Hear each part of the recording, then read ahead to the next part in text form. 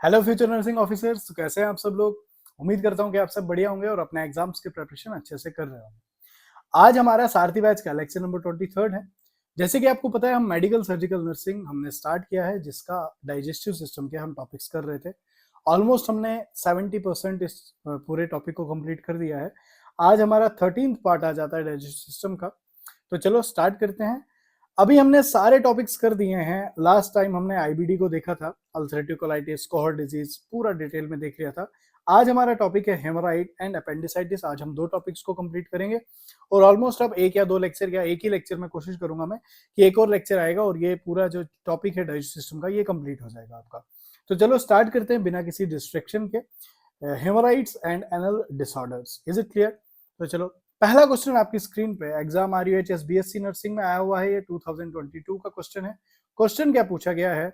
ए longitudinal tier, ये कह रहा है कि एक लॉन्गिट्यूडनल टीयर, लंबवत टीयर, लॉन्गिट्यूडनल टीयर और ulceration in the lining of anal canal is called. Anal canal के अंदर एक लॉन्गिट्यूडनल टीयर आ रहा है, ठीक है, एक लॉन्गिट्यूडनल टीयर आ रहा है, उसे हम क्या कहते हैं? तो क्या हम इसे एनल फिस्टुला कहते हैं, क्या हम इसे हेमोराइड कहते हैं, क्या हम इसे प्रोस्टाइटिस कहते हैं, क्या हम इसे एनल फिशर कहते हैं? तो हम क्या कहते हैं इसको? एनल फिशर कहते हैं, एनल फिस्टुला कहते हैं। तो याद रखना, एनल फिशर हम इसे कहते हैं जब एक कट लग जाता है आपके एनल वॉल के अंदर। कैसे लगता है, क्या लगता है, अभी हम देखते हैं। डायग्राम में आपको क्लियर होगा। आप ये देखो किस तरह से ये एग्जामिनेशन ऑफ एनल फिशर है। ये कैसे, ये एनल है, एनएस को ओपन किया है डॉक्टर ने और यहाँ पे देखा, ये देखो फिशर जैसा ये कट सा लगा हुआ है। इसे क्या, wound or cut at the anus, इसे हम क्या कहते हैं? फिशर कहते हैं। Is it clear? बढ़ते हैं आगे नेक्स्ट क्वेश्चन की ओर। तो अगला सवाल जो है वो बीएसएफ स्टाफ नर्स 2015 में पूछा गया है। क्वेश्चन क्या है? A patient with haemorrhoids, patient को हेमोराइड है। आपने सुना होगा कॉमनली बवासीर वगैरह जो होती है रेक्टम के अंदर, जो वेसल्स होती हैं, ब्लड वेसल्स होती हैं, उनके घर्षण में वो बाहर की तरफ आ जाती हैं, हेमोराइड वगैरह। इसकी स्टेजेस आगे हम देखेंगे। तो देखो क्वेश्चन क्या है?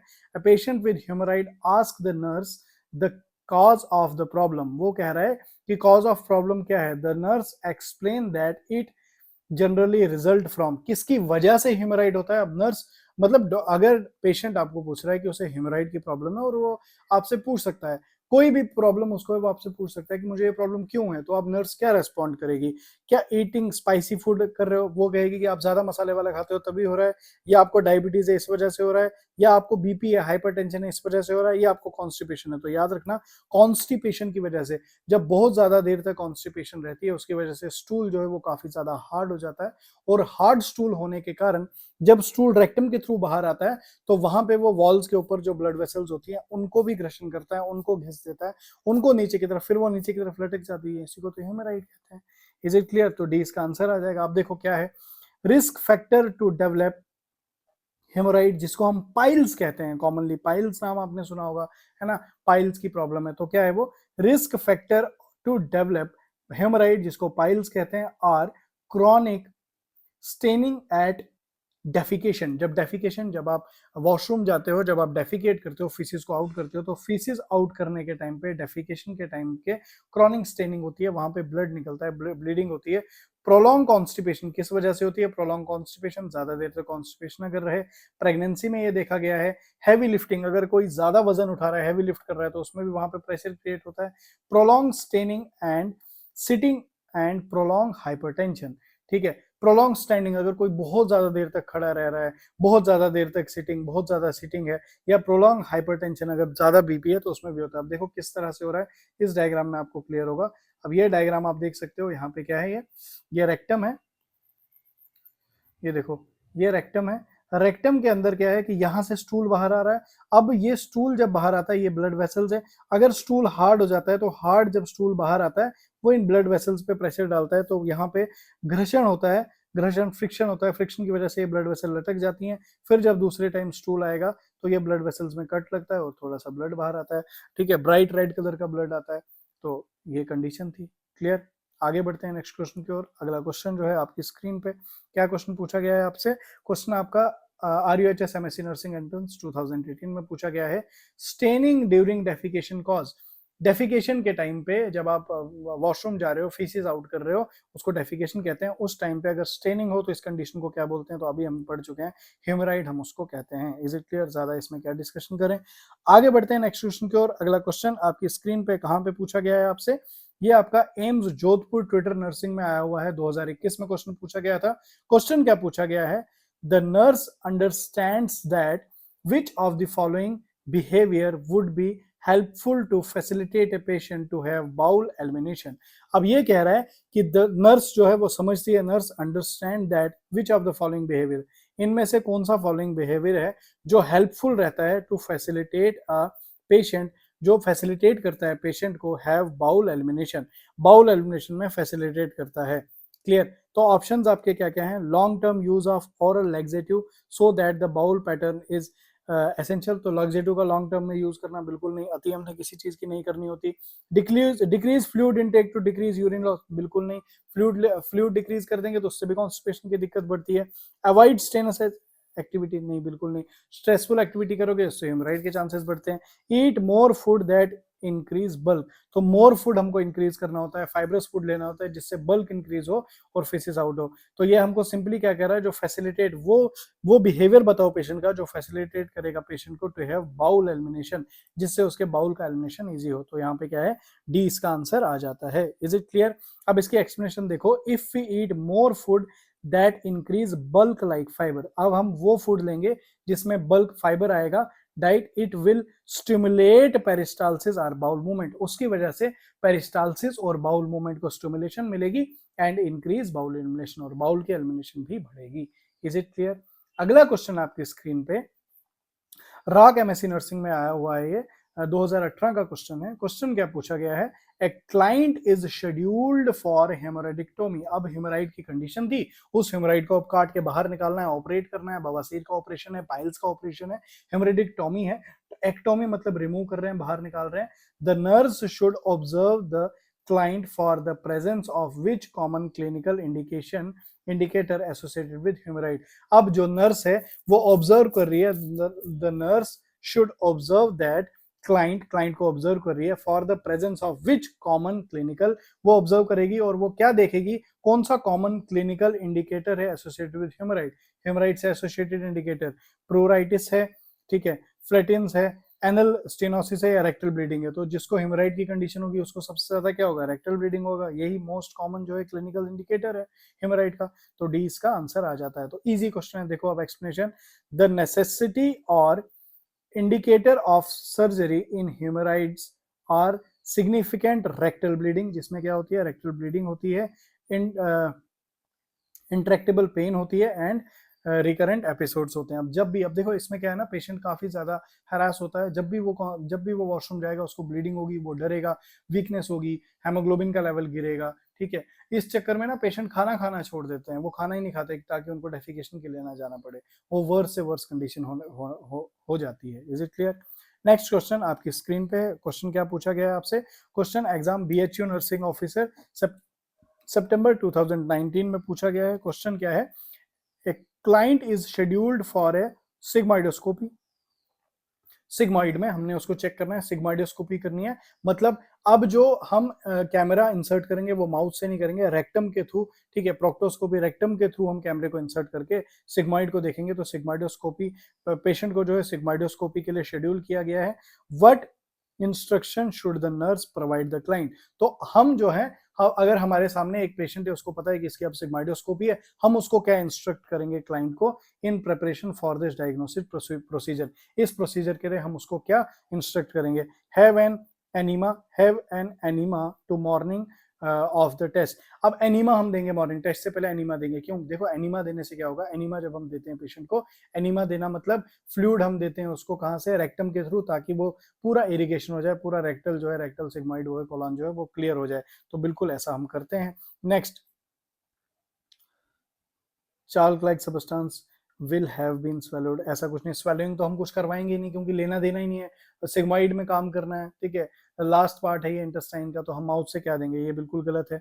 Withhold food for 24 hour before the test, बिल्कुल नहीं, होल्ड फूड नहीं करवाते हम उसको। होल्ड फूड हम कहाँ करवाते हैं, जब हम एंडोस्कोपी वगैरह करते हैं वहां पे करते हैं। Sterile container will be provided for the stool specimen, stool specimen तो करना ही नहीं है, इसका आंसर क्या आ जाएगा, ए इसका करेक्ट आंसर हो जाता है। Is it clear? तो देखो अब सिग्मोइडोस्कोपी होता क्या है, तो ध्यान से समझो, सिग्मोइडोस्कोपी में क्या करते हैं, विजुअलाइजेशन ऑफ एनस, एनस की विजुअलाइजेशन, रेक्टम की विजुअलाइजेशन और सिग्मोइडल कोलॉन की विजुअलाइजेशन हम करते हैं, कैमरा इंसर्ट करते हैं और डायरेक्टली स्क्रीन पे डॉक्टर देखता है कि क्या दिक्कत है। Keeping the bowel empty by giving evacuant enema देते हैं, एनिमा देने से into morning to visualize bowel. तो बाउल को विजुअलाइज करने के लिए, बाउल मतलब वो इंटेस्टाइनल वॉल को देखने के लिए हम क्या करेंगे, उसको एनिमा देंगे, पूरा क्लियर करेंगे। Mucus is an important part of the patient preparation, ठीक है। म्यूकोसा जो है, म्यूकोसा लेयर जो है वो सबसे इंपॉर्टेंट है, उसी को तो देखना होता है डॉक्टर ने। Patient can take a light meal in evening before bed. हाँ, सोने से पहले लाइट मील देंगे उसको, अब हैवी फूड डिनर नहीं करवाएंगे। तो उसके बाद ताकि मॉर्निंग में जब वो डेफिकेट करके आएगा उसके बाद हम उसके एक बार एनिमा दे देंगे तो पूरा सिग्माइड साफ हो जाएगा, फिर सिग्माइडोस्कोपी परफॉर्म की जाएगी। No need to take sterile container clean, तो कोई नीड नहीं है क्योंकि वहां पे स्टाइल कंटेनर हमने कोई स्पेसिमेन कलेक्शन करके वो तो कुछ करना नहीं है, हम तो विजुअलाइजेशन कर रहे हैं, तो वहां पे ऐसा कुछ स्टरलिटी का कोई कंसेप्ट नहीं है, स्टाइल का एनवायरमेंट नहीं रखना है। Is it clear? अगला क्वेश्चन आपकी स्क्रीन पे है, क्वेश्चन आपका एम्स नॉरसेट जून 2023 में है। क्वेश्चन क्या पूछा गया था, ध्यान से देखो, मेमोरी बेस्ड क्वेश्चन है। क्या क्वेश्चन है? ए 30-year-old मेल, 30 साल का एक आदमी पेशेंट है जो प्रेजेंट टू सर्जरी ओपीडी में आया हुआ है विद कंप्लेन ऑफ ब्लीडिंग पर रेक्टम, ब्लीडिंग हो रही है उसके रेक्टम से, मतलब हेमोराइड वाला केस है। History is suggestive of haemorrhoid, तो उसकी हिस्ट्री जो है वो कह रहा है कि हाँ मुझे हेमोराइड की कंडीशन है। What will be the confirmatory test OPD, OPD में कौन सा कंफर्मेटरी टेस्ट डॉक्टर परफॉर्म करता है? क्या प्रोक्टोस्कोपी करेगा, क्या सिग्माइडोस्कोपी करेगा, उसके बाद डिजिटल रेक्टल एग्जामिनेशन डीआरई करेगा, या USG whole abdomen, USG whole abdomen नहीं किया जाता है। सिग्माइडोस्कोपी तो ओपीडी में नहीं होगा, ओपीडी में सिग्माइडोस्कोपी नहीं की जाएगी, तो ये भी नहीं होगा। डिजिटल रेक्टल एग्जामिनेशन भी नहीं होगा, तो इसका आएगा प्रोक्टोस्कोपी। तो प्रोक्टोस्कोप के थ्रू चेक किया जाता है उसमें। What with confirmatory test OPD में क्या होगा, तो प्रोक्टोस्कोपी होगा। Is it clear? देखो answer proctoscopy. Proctoscopy is a OPD procedure, ये कौन सा प्रोसीजर है? ओपीडी में परफॉर्म किया जाता है, यूज टू कंफर्म हेमोराइड, किसको कंफर्म करने के लिए? हेमोराइड को कंफर्म करने के लिए। Although DRE also can be used, जो डिजिटल रेक्टल एग्जामिनेशन है वो भी यूज कर, डिजिटल रेक्टल एग्जामिनेशन मतलब फिंगर के साथ, डिजिट के थ्रू चेक किया जाता है। अब ये देखो, ये डायग्राम प्रोक्टोस्कोप की है, ये डॉक्टर के हाथ में प्रोक्टोस्कोप पड़ा हुआ है, क्लियर। ये प्रोक्टोस्कोप है डॉक्टर के हाथ में, ये प्रोक्टोस्कोप से चेक कर रहा है, एनएस के अंदर इसको इंसर्ट किया जाता है, ठीक है। उसके साथ में अब डीआरटी देखो, डीआरई देखो, डिजिटल डिजिट रेक्टल एग्जामिनेशन। तो इसमें क्या कर रहा है डॉक्टर? इसमें डॉक्टर ने क्या किया हुआ है, इसमें डॉक्टर ने फिंगर को इंसर्ट किया हुआ है रेक्टम के अंदर। अब ये देखो, ये मेल बॉडी है, इसके अंदर ये रेक्टम के अंदर फिंगर इंसर्ट करके चेक किया जा रहा है, इसको बोलते हैं digital rectal examination. Is it clear? अगला क्वेश्चन आपकी स्क्रीन पे क्या पूछा गया है? नेक्स्ट क्वेश्चन आपका कहाँ पे आया हुआ है, तो मार्च सेकंड शिफ्ट में आया हुआ है ये ईएसआईसी में 2016 में। उसके बाद बीसीसीएल 2015 में इस क्वेश्चन को पूछा गया है। तो क्वेश्चन क्या है? Proctoscope is use to see, proctoscope को किसमें इंसर्ट करके क्या देखते हैं? तो यार एनएस को देखना होता है, तो एनल कैनाल। इसमें अब सेगमाइडोकोलॉन तो नहीं है, वेजाइना तो बिल्कुल नहीं आएगा, ओरल कैविटी तो लेना देना नहीं है, तो इसका एनल कैनाल आंसर आ जाता है। Proctoscope is an instrument use to insert the rectum and anal visualisation. Is it clear? आगे बढ़ते हैं नेक्स्ट क्वेश्चन की ओर। ये क्वेश्चन मैं आपको होमवर्क में दे रहा हूँ, कॉज इस तरह का क्वेश्चन मैं पीछे डिस्कस कर चुका हूँ, जल्दी से इसका आंसर आप कमेंट सेक्शन में देंगे। नेक्स्ट क्वेश्चन आपका डीएमईआर महाराष्ट्र स्टाफ नर्स 2018 में क्वेश्चन पूछा गया है। क्वेश्चन क्या है?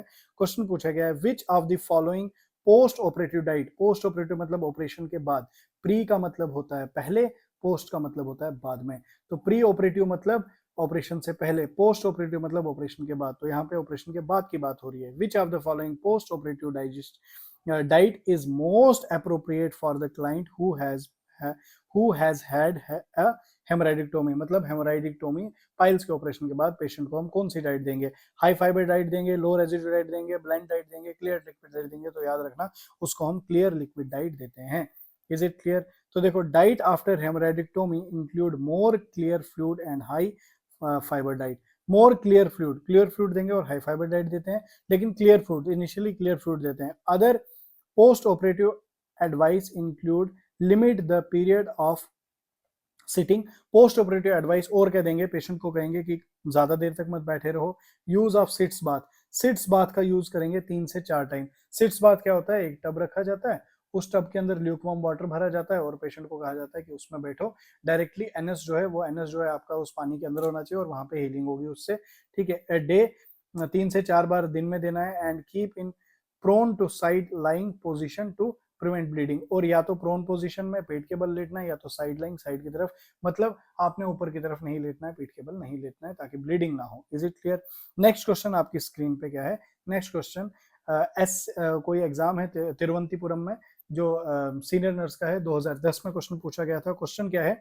Which of the following can be use for applying moist heat? Moist heat के लिए हम क्या देते हैं? सिट्स पाथ देते हैं। तो इसमें अब ज्यादा क्या देखना है? सिट्स पाथ इसका आंसर आ जाएगा। अब देखो सिट्स पाथ की डायग्राम, हाँ ये डायग्राम पड़ी हुई है, किस तरह से हम सिट्स पाथ दे रहे हैं। ये देखो, ये लेडी को हेमरेडिक्टोमी का ऑपरेशन किया हुआ है इसका, और अब ये टब के अंदर पूरा बैठे हुए हैं, तो इसमें वाटर भरा जाएगा। क्लियर?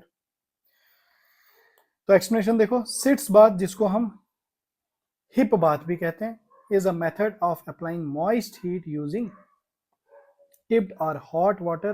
टिप्ड है या हॉट वाटर है टू द पेल्विक और रेक्टल एरिया, पेल्विक या रेक्टल एरिया में bye sitting in a tub, tub के अंदर बिठाया जाएगा। ठीक है, उसके बाद क्या है?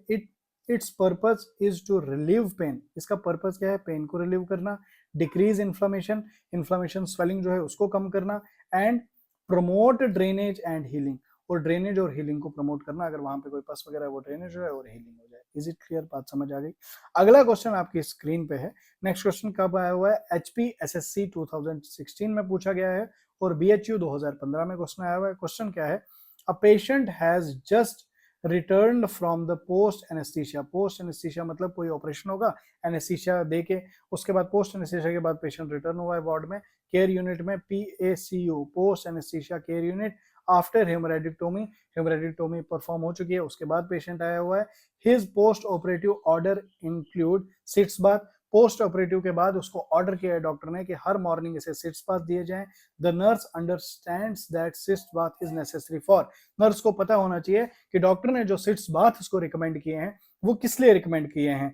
क्या रिलीव टेंशन? वो टेंशन को वहां पर रिलीव करेगा तो बिल्कुल नहीं। Promote healing? हीलिंग को प्रमोट करेगा तो बिल्कुल। लो बॉडी टेम्परेचर? ऐसा कुछ नहीं होता। Reduce pen? पेन रिड्यूस करता है कुछ हद तक, बट मेन जो आंसर इसका आ जाएगा बी आ जाएगा, प्रमोट हीलिंग, हीलिंग को प्रमोट किया जाता है। Is it clear? Next question आपको मैं होमवर्क में दे रहा हूँ, इसका आंसर आपने होमवर्क में देना है, काफी इजी है। तो एम्स भुवनेश्वर में पूछा गया है 2019 में, सॉरी एम्स भटिंडा में पूछा गया है, 2019 में क्वेश्चन पूछा गया है। अगला सवाल आपकी स्क्रीन पे BHU नर्सिंग ऑफिसर जून 2018 में पूछा गया है, बहुत इंपॉर्टेंट क्वेश्चन। यहाँ से भी क्वेश्चन आता है। आप सिट्स बाथ के टेम्परेचर भी हमसे पूछा जाएगा, बिल्कुल पूछा जाएगा। देखो सवाल आया हुआ है, क्वेश्चन क्या है? Temperature of water for sitz bath is. Sitz bath में वाटर का टेम्परेचर क्या रखा गया है? सिट्स बाथ में वाटर का टेम्परेचर क्या रखा गया है? तो याद रखना, सिट्स बाथ में जो वाटर का टेम्परेचर होता है वो 43 से 46 डिग्री सेल्सियस होता है। अब एक्सप्लेनेशन में देखो, in a warm sitz bath, अगर वार्म सिट्स बाथ देना है the water should be 94 to 98 degree Fahrenheit, 34 से लेकर 36.6 डिग्री सेल्सियस तक होता है। और हॉट सिट्स बाथ, दो तरह के सिट्स बाथ हैं, एक वार्म है और एक हॉट है। वार्म वाले में हम क्या टेम्परेचर दे रहे हैं? वार्म वाले में हम टेम्परेचर दे रहे हैं 34 से 36.6 डिग्री सेल्सियस, और हॉट वाले में हम क्या दे रहे हैं? 40.5 से लेकर 43.3 डिग्री सेल्सियस। अगर इसको फारेनहाइट में पूछा तो ये आपको आना चाहिए। Is it clear? Next question आपकी स्क्रीन पे पूछा गया है, कहाँ पे आया हुआ है ये? तो ASIC स्टाफ नर्स भिवारी में 2010 में क्वेश्चन पूछा गया है। क्वेश्चन क्या है? Sitz bath should not be given to patient during first 24 hours. अब देखो, हमेशा सिट्स बाथ रिकमेंड तो होता है, ऑर्डर तो होता है आफ्टर हेमरेडिक्टोमी, बट उसको इमीडिएटली नहीं, लगभग 24 घंटे के बाद ऑर्डर किया जाता है of hemorrhoidectomy, because it may increase possibility of. अगर 24 घंटे से पहले ही उसको कर देंगे तो वहां पे क्या होगा? हेमरेज होने के चांसेस बढ़ जाएंगे। तो ऑप्शन में कहीं है क्या? हाँ हेमरेज है, देखो सीधा सी। अब देखो, जब आप कॉन्सेप्ट को बहुत अच्छे से पढ़ लेते हो ना, तो आपको ऑप्शन पढ़ने से पहले ही आप आंसर तक पहुंच जाते हो। ठीक है, तो हेमरेज होने के चांसेस वहां पे बढ़ जाते हैं, तो सी इसका आंसर आ जाएगा। Is it clear? तो it should be avoided during first 24 hour of hemorrhoidectomy because it may increase possibility of haemorrhage. तो 24 घंटे के अंदर अंदर इसको ऑर्डर नहीं किया जाता, 24 घंटे के बाद किया जाता है, क्योंकि अगर गलती से हम 24 घंटे से पहले दे दें तो ऑलरेडी वहां पे जख्म कच्चा होगा, वहां पे टांके लगे हैं, तो कहीं वो सिट्स बाथ में बैठ के प्रेशर क्रिएट होकर वहां पे हेमरेज ना हो जाए, ब्लड लॉस ना हो जाए, तो इसलिए सिट्स बाथ जो है 24 आवर्स के बाद ऑर्डर किया जाता है। Is it clear? यहां तक बात समझ आ रही है? तो हेमरेडिक्टोमी टॉपिक हमने पूरा कंप्लीट कर दिया है, इसके ऊपर जो जो क्वेश्चन आते थे वो सब हमने देख लिए हैं। अब हमारा नेक्स्ट टॉपिक आ जाता है अपेंडिसाइटिस। अपेंडिसाइटिस, आइटिस वर्ड है मतलब स्वेलिंग है, अपेंडिक्स में स्वेलिंग है। अपेंडिक्स कहाँ पे होता है, तो याद रखना appendix first part of large intestine जिसको हम सीकम कहते हैं, इसके नीचे ये इस तरह से एक पोर्शन होता है, इसको हम अपेंडिक्स बोलते हैं। वर्म फॉर्म बना होता है, वेस्टिजियल ऑर्गन माना जाता है, इसको हम अपेंडिक्स बोलते हैं। क्वेश्चन क्या है हमारे सामने, the condition associated with a diagnostic case of acute appendicitis is, तो क्वेश्चन क्या हुआ, क्वेश्चन क्या पूछा गया है, द कंडीशन, एक कंडीशन है जो एसोसिएटेड है diagnosed case of acute appendicitis is, तो क्या है, इसोफेजियल वेरिसिस है, इन्फेक्शन ऑफ बाउल है, उसके बाद ट्रिमर्स है, उसके बाद compromise blood flow and appendix and oedema. तो क्या यहाँ पे क्या होता है, मतलब जो कंडीशन है जो एसोसिएटेड है, अब हमको पूछ रहा है कि वो कंडीशन बताओ जो एसोसिएटेड है diagnosed case of acute appendicitis. तो एक्यूट अपेंडिसाइटिस में क्या होता है, कंप्रोमाइज ब्लड फ्लो होता है और साथ में अपेंडिक्स एंड इडिमा भी होता है। तो डी इसका क्या आ जाएगा, करेक्ट आंसर आ जाएगा। Is it clear. अगला क्वेश्चन आपका RUHS MSc नर्सिंग एंट्रेंस 2014 में पूछा गया है। क्वेश्चन क्या पूछा गया है आपसे, विच of the following symptom is the most common for acute appendicitis. अब ये बोल रहा है कि इनमें से बताओ कौन सा फॉलोइंग सिम्टम जो है वो रेलेवेंट है, मतलब जब अपेंडिसाइटिस होगा तो क्या क्या पेशेंट में सिम्टम देखने को मिलते हैं। क्या ब्रेडिकार्डिया और फीवर होता है, तो बिल्कुल नहीं है। हार्ट रेट रुकना और फीवर, ऐसा कुछ नहीं है। Fever and generalise oedema tenderness, क्या फीवर होता है और जनरलाइज एडिमा टेंडरनेस होता है, तो फीवर तो होता है बिल्कुल, और जनरलाइज एडिमा भी होता है, टेंडरनेस भी देखी जाती है। पेन रेडिएटिंग इनटू ग्रोइन, तो ऐसा कुछ नहीं होता। Pain beginning at the umbilicus and descending to the lower लेगमेनी, मैकबर्न पॉइंट में पेन होता है, तो इसका आंसर बी आ जाता है।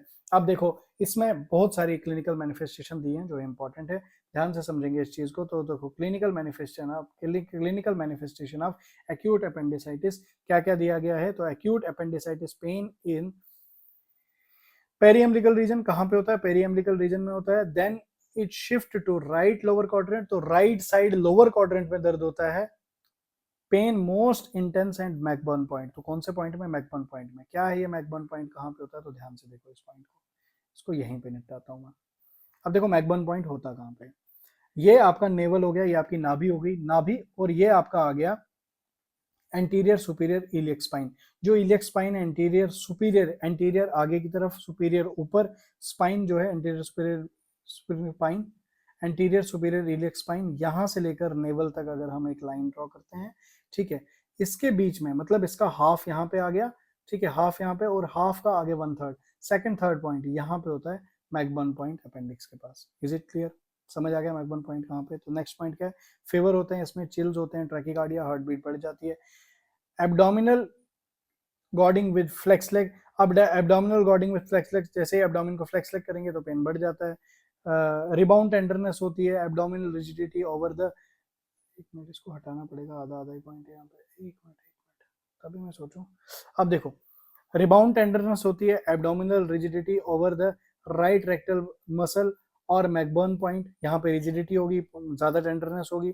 Next Rovsing sign, Rovsing sign देखने को मिलेगा, मैंने आपको पहले भी ये रोजिंग साइन पढ़ा चुका हूँ पीछे में। रोजिंग साइन क्या हो गया, pain refer to McBurney point on palpate on of the left lower abdomen, जैसे ही लेफ्ट लोअर एब्डोमेन में दबाएंगे तो राइट साइड पे मैकबर्न पॉइंट पे पेन देखने को मिलता है, इसको बोलते हैं रोजियस साइन, ठीक है, Rovsing sign. Is it clear, आगे बढ़ते हैं नेक्स्ट क्वेश्चन की ओर। अगला सवाल आपकी स्क्रीन पे है। नेक्स्ट क्वेश्चन आपकी स्क्रीन पे क्या है, ये आपका ESIC exam, ESIC staff nurse में पूछा गया है। ESIC स्टाफ नर्स 2019 में क्वेश्चन आया है, सेकंड शिफ्ट में। क्वेश्चन क्या है, the patient with appendicitis usually exhibit the following clinical manifestation, इनमें से following clinical manifestation देखने को मिलती है। पहला है पेन अकर इमीडिएटली आफ्टर ईटिंग, ऐसा कुछ नहीं होता। हार्ट बर्न की कंडीशन तो नहीं होती है। रिबाउंड टेंडरनेस होती है और मैकबर्न पॉइंट पे, बिल्कुल सी इसका करेक्ट आंसर आ जाएगा, ज्यादा इसमें सोचने की बात नहीं है। नेक्स्ट क्वेश्चन आपको होमवर्क में दिया जा रहा है, क्यों होमवर्क में दिया जा रहा है, कॉज मैं पहले ही इसको एक्सप्लेन कर चुका हूँ। इज इट क्लियर, अगला क्वेश्चन आपकी स्क्रीन पे कहाँ पे पूछा गया है, AIIMS Bhubaneswar staff nurse 2018 Feb में क्वेश्चन पूछा गया था। क्या है, which of the following is a warning sign of appendicitis, appendicitis का वार्निंग साइन क्या है, ठीक है, लिस्टलेसनेस, डायरिया, रिबाउंड टेंडरनेस या लेथर्जी। तो याद रखना रिबाउंड टेंडरनेस इसका जो है वार्निंग साइन होता है। इज इट क्लियर, तो क्या होता है रिबाउंड टेंडरनेस में, देखो अब यहाँ पे समझेंगे हम चीजें। रिबाउंड टेंडरनेस का मतलब the intensification of pain, intense बढ़ रही है, पेन बढ़ रही है, when pressure when pressure that has been applied during palpation of abdomen is suddenly released. जैसे ही हम एब्डोमेन में दबाते हैं और छोड़ते हैं तो रिबाउंड टेंडरनेस, एकदम छोड़ने पे बहुत तेज पेन होता है, इसी को बोलते हैं रिबाउंड टेंडरनेस, ये वर्स्ट कंडीशन होती है.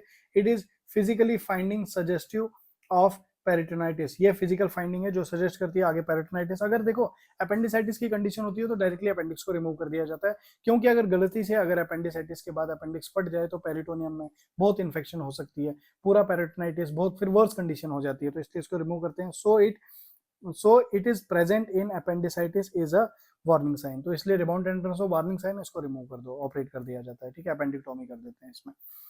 नेक्स्ट क्वेश्चन आपकी स्क्रीन पे क्या पूछा गया है, कहाँ पे आया है सबसे पहले ये क्वेश्चन, तो ये WCL स्टाफ नर्स दिसंबर 2019 में और RPSC राजस्थान 2007 में पूछा गया क्वेश्चन. क्या है, McBurney point situated into which quadrant of abdominal, तो एब्डोमिन में, एब्डोमिन या अगर एब्डोमिन है, इस एब्डोमिन में 4 क्वाड्रेंट मैंने आपको बताए थे, ये 4 क्वाड्रेंट होते हैं. ठीक है, इसमें इस वाले रीजन में सीकम होता है, सीकम में यहाँ पे ये, और ये नेवल आ गया, तो यहाँ पे देखो मैकबोन पॉइंट कहाँ पे है, तो ये लोअर है, लोअर साइड में है. ये लेफ्ट है या राइट है, ये राइट, लेफ्ट है या राइट है, तो ये राइट साइड होती है. ठीक है, राइट साइड होती है, तो राइट साइड लोअर क्वाड्रेंट, तो राइट लोअर कहाँ पे है, तो डी इसका क्या आ जाएगा, आंसर आ जाएगा राइट लोअर क्वाड्रेंट में होता है.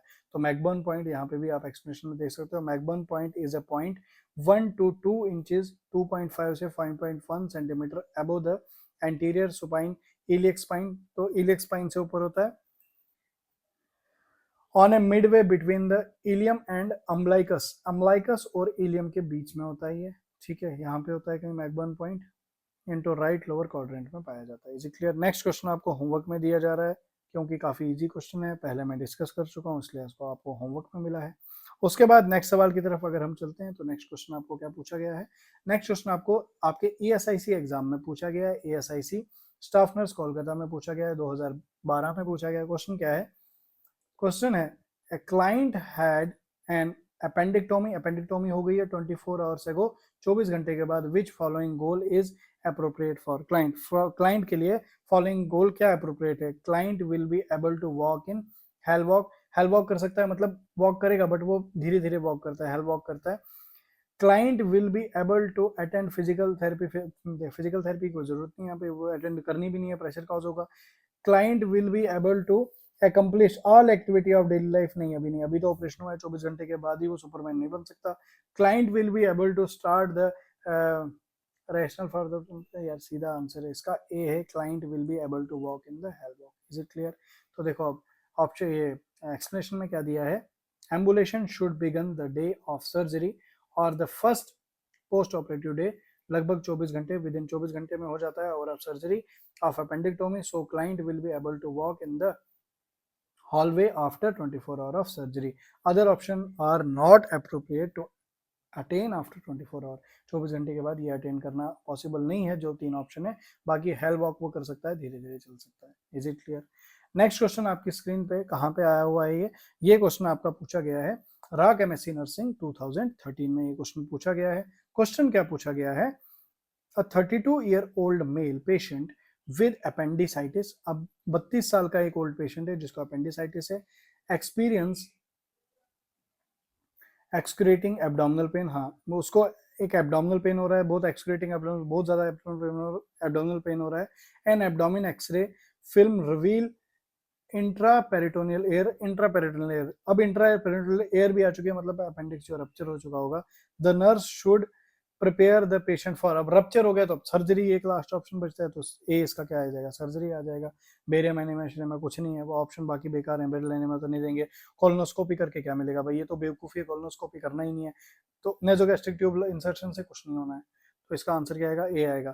तो देखो क्या लिखा हुआ है, because an abdominal X-ray film shows internal peritoneal air, so it is matter of rupture of appendix rupture हो गया है, hence it is a life threatening situation हो गई है, तो so the nurse should prepare the patient for surgery immediately to remove debris of rupture appendix. अब appendix जब फटा है उसमें से जो गंद बाहर आया है उसको अब क्लीन अप करने के लिए सर्जरी करनी पड़ेगी, इसके लिए पेशेंट को हम क्या करते हैं, प्रिपेयर करते हैं. इज इट क्लियर, बात समझ आ गई. अगला सवाल आपकी स्क्रीन पे कहाँ पे पूछा गया है, RUHS post BSc nursing entrance 2013 में क्वेश्चन आया हुआ है. क्वेश्चन क्या है, which of the following does not include post operative care for appendicitis, मतलब नॉट को ध्यान रखना है, इनमें से कौन सी चीज हम नहीं करेंगे पोस्ट ऑपरेटिव केयर में अपेंडिसाइटिस की, तो क्या नहीं करेंगे? अर्ली एम्बुलेशन, अर्ली एम्बुलेशन तो करना है बिल्कुल, हेलवॉक वो करता है तो ठीक है, ये करना है। Diet as tolerate after fully conscious, diet as tolerated after fully conscious नहीं देंगे हम, डाइट टॉलरेटेड फुली कॉन्शियस में उसको जो डाइट उसको चाहिए वैसा नहीं दे देंगे। रेस्ट्रिक्टिव करते हैं, सक्शन के लिए बिल्कुल करते हैं, deep breathing and leg extension भी करते हैं। तो इसमें क्या आ जाएगा, डी बी इसका करेक्ट आंसर आ जाएगा, डाइट एज टॉलरेटेड नहीं। क्यों, क्या इसका एक्सप्लेनेशन देखो आप क्या है। तो diet should be clear liquid to semi solid, पहले क्लियर लिक्विड देंगे, फिर सेमी सॉलिड देंगे, and then solid as tolerated, और उसके बाद सॉलिड देंगे जो वो टॉलरेट कर सकता है, not only after fully conscious. अब जैसे ही यहाँ पे कॉन्शियस हो जाएगा, डाइट एज टॉलरेटेड, वो बोल रहा है कि diet as tolerated after fully conscious, जैसे ही पेशेंट पूरा होश में आ गया आप उसको डाइट दे दो जो देते हो, तो नहीं, स्टार्टिंग में हमको लिक्विड डाइट देंगे, फिर सेमी सॉलिड देंगे, फिर डाइट देंगे tolerated, and not only after fully conscious but also after return normal gag reflex, जैसे ही गैग रिफ्लेक्स वगैरह सारा आ गया, ठीक है, पेरिस्टालसिस होना स्टार्ट हुआ, फिर हम उसको नॉर्मल डाइट देंगे। All other option are appropriate aspect of care after appendicitis. Is it clear?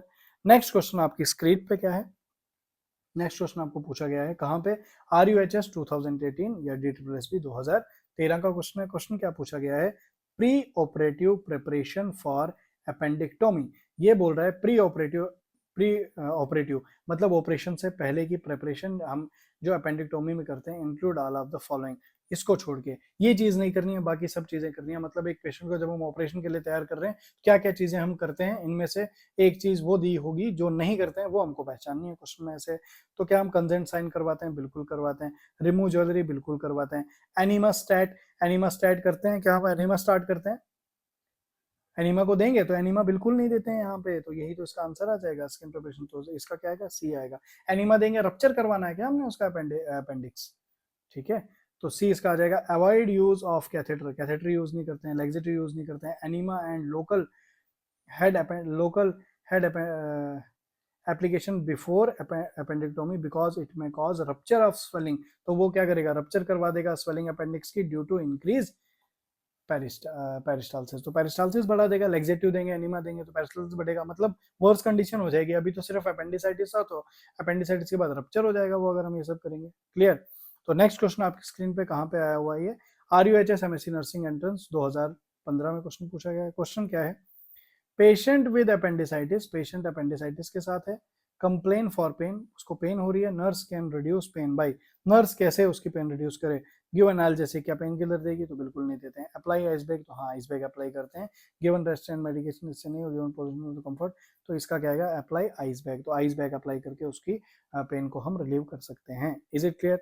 Next question आपकी स्क्रीन पे, NVS स्टाफ नर्स सितंबर 2019 में पूछा गया है। क्वेश्चन क्या है, a nurse can increase the comfort of a patient with applying appendicitis by, अब patient को हम कंफर्ट प्रोवाइड कर सकती है एक नर्स, कैसे, अपेंडिसाइटिस की कंडीशन में। Flex the patient right knee को फ्लेक्स करके, क्या पेशेंट की, तो राइट नी जैसे ही फ्लेक्स करते हैं तो पेशेंट को थोड़ा बहुत रिलीफ मिलता है, तो बिल्कुल हम यही करेंगे। टर्निंग द पेशेंट तो लेफ्ट साइड करेंगे तो ज़्यादा दिक्कत काज करेगा। हैविंग पेशेंट लाई प्रोन तो करना ही नहीं है। Making the patient sit upright in chair, नहीं, तो इसका क्या है, flex the patient right knee. Is it clear?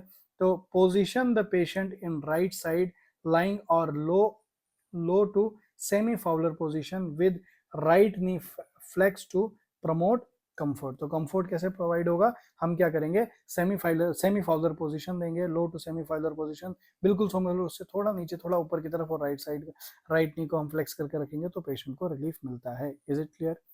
Next question आपकी स्क्रीन पे, राग एमएससी नर्सिंग एंट्रेंस एग्जाम में आया हुआ है 2014 में। क्वेश्चन क्या है, a 14-year-old is admitted to your unit following an emergency appendectomy, what is the nursing goal for the client? अब ये कह रहा है कि 14 साल का एक बच्चा है जो एडमिट हुआ है आपकी यूनिट में, किसके बाद इसको इमरजेंसी अपेंडिक्टोमी कर दी है, अपेंडिक्टोमी हो चुकी है। अब इसमें हमने क्या करना है, pain relieve to inflame appendix, pain will experience, तो what is the nursing goal for the client, nursing goal क्या होगा क्लाइंट के लिए, patient will experience minimum risk of spread of infection, तो maintain NG tube decompression until bowel movement return child, हाँ, तो इसमें management करेंगे। अब देखो पेशेंट जो है उसको अपेंडिक्टोमी के लिए उसको फॉलो किया गया है इमरजेंसी में, आपकी यूनिट में आया हुआ है, तो नर्स का गोल क्या होगा क्लाइंट का, मेंटेन एनजी ट्यूब, हम मेंटेन करेंगे एनजी ट्यूब डिकम्प्रेशन, ठीक है, decompression until bowel motility return, तो बाउल मोटिलिटी रिटर्न होने तक हम एनजी ट्यूब को ध्यान से देंगे। तो NG tube drainage by NG suctioning is needed for decompression of GIT, क्योंकि जीआईटी में अगर हम सक्शनिंग नहीं करेंगे तो वहां पे क्या होगा, बेसिकली सक्शनिंग इसीलिए करते हैं हम क्योंकि जो मूवमेंट्स हैं वहां पे कम हो, तो क्योंकि मोटिलिटी बढ़ जाएगी तो अपेंडिक्स के रप्चर का खतरा हो जाता है। तो decompression of GIT and prevention of nausea को प्रिवेंट करेंगे, वॉमिटिंग को प्रिवेंट करेंगे, एंड एस्पायरेशन आफ्टर अपेंडिक्टोमी, तो अपेंडिक्टोमी के बाद ये सारी दिक्कत ना आए। तो सवाल क्या पूछा गया था, एक 14 साल का बच्चा जो है वो एडमिट किया गया है आपकी यूनिट में, इमरजेंसी अपेंडिक्टोमी इसकी हो चुकी है, what is the nursing goal for the client. अब उसका हमारा गोल क्या रहेगा, तो हमको मैनेज करनी है उसकी NG tube decompression, NG tube decompression को हमको मैनेज करना है एंटिल बाउल मूवमेंट रिटर्न, जब तक उसका बाउल मूवमेंट रिटर्न ना हो। क्यों हमको उसको एनजी ट्यूब को मेंटेन करके रखना है, क्योंकि नेजोगैस्ट्रिक ट्यूब को अगर हम मेंटेन नहीं करके रखेंगे, needed of decompression of GIT and prevent of, उसको इसलिए प्रिवेंट करके रखेंगे क्योंकि पेशेंट को nausea, vomiting and aspiration of appendicitis के खतरे रहते हैं, तो हमको एनजी ट्यूब को मैनेज करके रखना है। Is it clear?